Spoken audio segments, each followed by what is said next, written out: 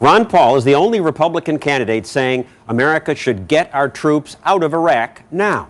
He says the United States should not be the world's policeman. You say we should have no world policeman. The world doesn't need a policeman.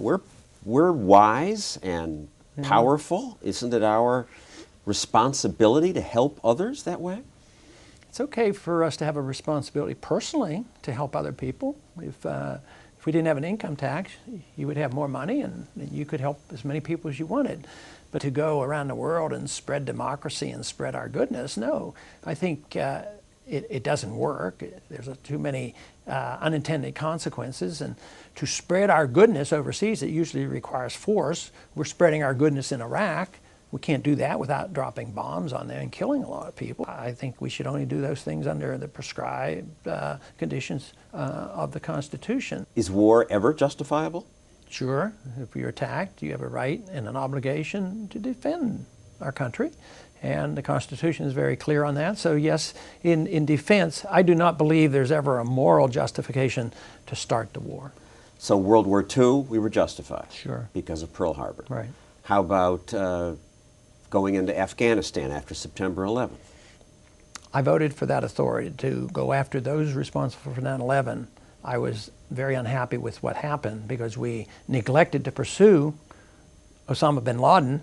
We didn't But pursue. we were justified because he was there, he was supported he was there, by that country. And they committed a violent act, but that did not mean that they had the authority to occupy and try to transform Afghanistan, which is a problem that has not gone away yet. It's going to be growing. That is a perpetual problem for us because we did not do what we were supposed to do.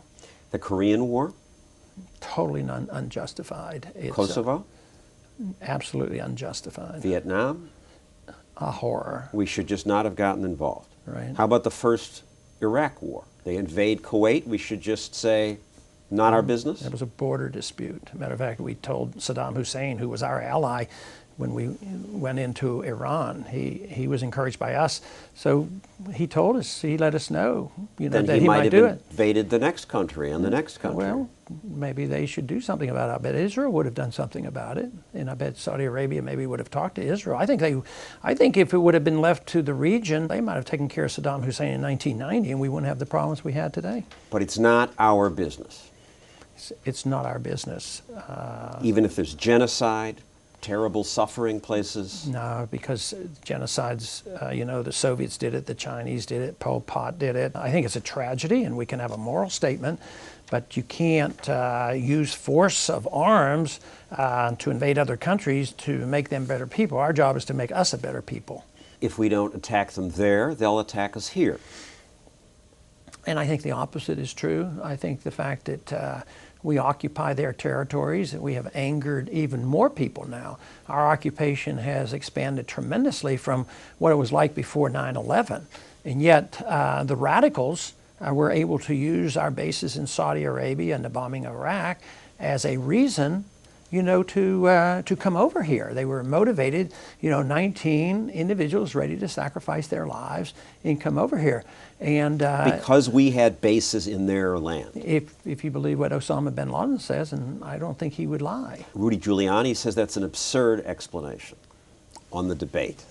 He did say that, and maybe he has changed his mind because I gave him quite a few books to read that have studied this rather well by CIA agents and other experts, and they come up with a different conclusion. I think logic tells us that I'm right on this side of the issue, especially if China were to do the same thing to us, and they were here, and they had troops in our land, and they said they were going to protect their oil. I don't think we would like it. We would resent it. We'd probably do some shooting. We'd be ticked off. Yeah. But is this case not different? There are religious fanatics who hate us and want to kill us simply because of our culture. I don't think that's true. It is not Muslim fanaticism that is the culprit. The country that has the most suicide terrorism is in Sri Lanka, and it's not a Muslim issue. The two most radical Islamic countries in the world, Iran and Sudan, do not commit suicide terrorism. So that is not the litmus test. The litmus test is whether they interpret or we are actually occupying a territory that they resent. In the case of Saudi Arabia, that was holy land for them. You would pull our troops out of most everywhere. You'd pull American troops out of Korea, Germany, Middle East, everywhere. I would. It'd be several reasons. One, under the Constitution, we don't have the authority to just put troops in foreign countries willy-nilly, and we're not at war. I mean, where does this authority come from? The other major reason is we can't afford it anymore. We're going broke. We're on the verge of doing what all great empires have done in the past: spread themselves too far wide around the world, and then they have to come home because the currency is finally devalued and depreciated to the point where you can't afford it anymore, and that's what the markets are telling us right now today. Many say the surge is succeeding. We're at a turning point now, and we are creating a model of democracy in a part of the world that hasn't seen that, and that will change everything. Well, that's the propaganda. I don't happen to believe that, and if you talk to the military people, a lot of them won't agree with it. I happen to get more money from the military, active military people than any other candidate because they see it more from my viewpoint.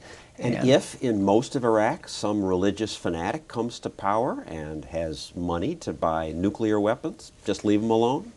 Well, it's not likely to happen, but the threat was that they had them and they didn't. The Soviets had the technology. I was called to service in the 60s. I served 5 years in the Air Force. They were 90 miles off our shore, and they had nuclear weapons there. But we were able to talk to them.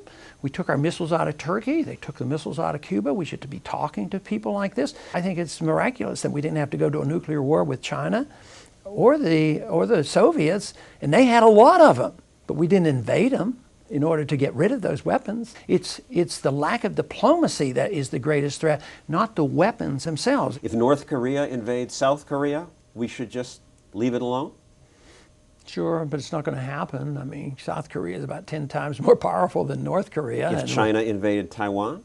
Sure. Well, I mean, that's a border war, and they should deal with it. We should stay out of it. Yeah. If Canada invades Montana?